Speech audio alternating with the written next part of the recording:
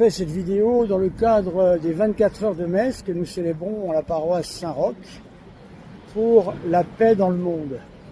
Évidemment, dans cette paix, il faut intégrer la paix dans l'Église, la paix liturgique, bien évidemment. J'ai choisi, au milieu des multiples rites qui ont été proposés cette nuit, il y a eu des messes Paul VI en français, il y a eu des messes de Saint Pie V, il y a eu des messes en rites orientaux, messes du rite melkite, messes syro-malabar, je crois, voilà, différents rites orientaux qui ont été présentés. À travers, cet événement, on se rend compte de la diversité et de la richesse que possède la Sainte Église catholique.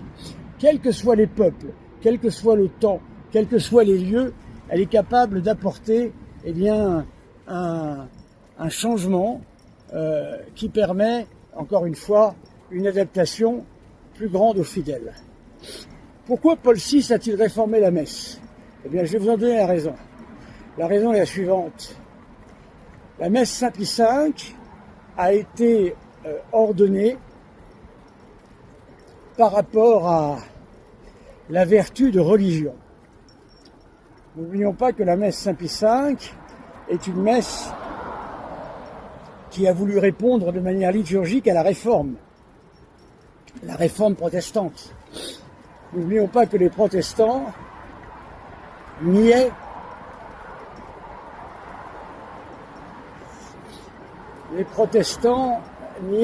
la réitération du saint sacrifice de la messe. Alors c'est pour cette raison-là que l'on insiste beaucoup sur le renouvellement du sacrifice vraiment, réellement, substantiellement présent. Notre Seigneur est là, voilà, et le sacrifice propitiatoire pour la rémission des péchés est évidemment privilégié.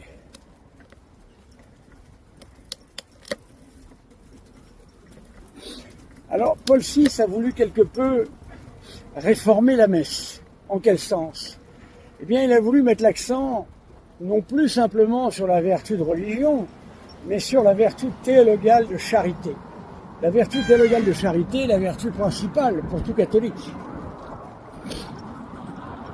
Car la vertu de religion, qui s'appuie sur le saint sacrifice de la messe, n'est qu'un moyen, mais certainement pas une fin.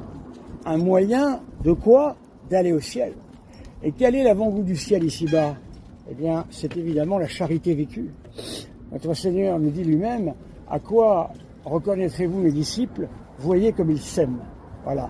Autrement dit, la charité. Voilà. Autrement dit, c'est ça. La vertu la plus importante que Paul VI a voulu justement, à travers sa messe, mettre en avant. Viens là. Viens là.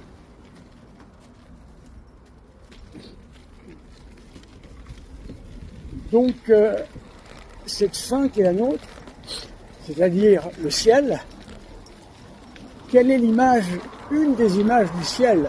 C'est le banquet céleste. Et c'est donc vers cette orientation-là, le banquet céleste, que Paul VI a voulu orienter en quelque sorte sa messe.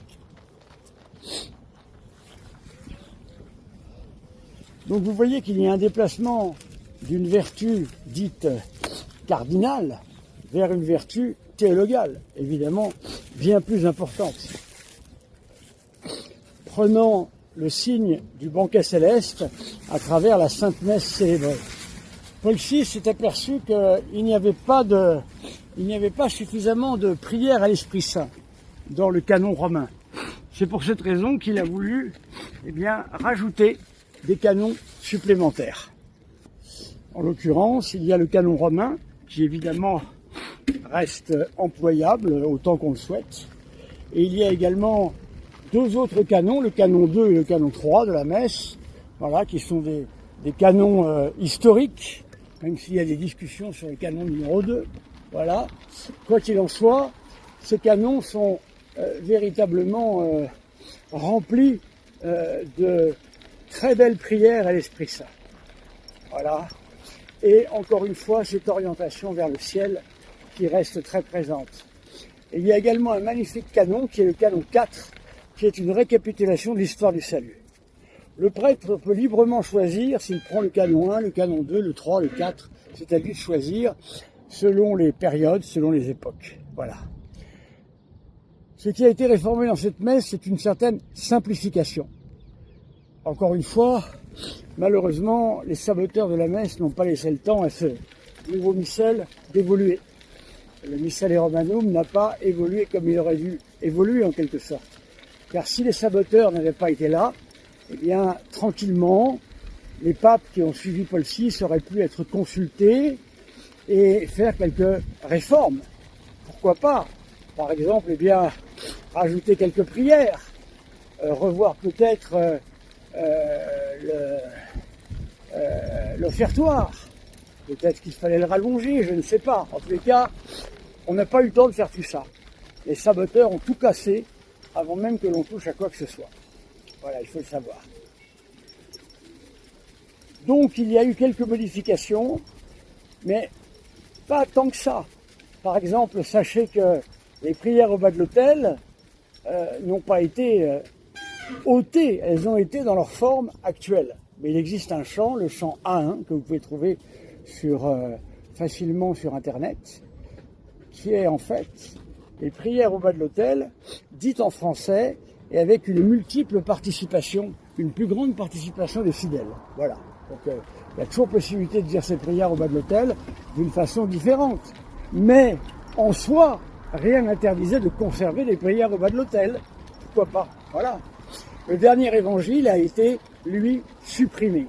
Voilà. Peut-être qu'il faut comprendre eh bien, que les temps, les époques changent, que les gens ont peut-être moins le temps qu'avant. Je ne sais pas. Hein, moi, je ne suis pas pape, hein, je ne fais qu'obéir. Hein. Mais en tous les cas, il y avait besoin d'une réorientation de la messe vers, encore une fois, le banquet céleste. Voilà. Car le banquet céleste, évidemment, c'est cela qui compte. Hein, c'est notre finalité dernière. Nous avons pour finalité eh bien, d'aller au ciel. Voilà ce qui nous est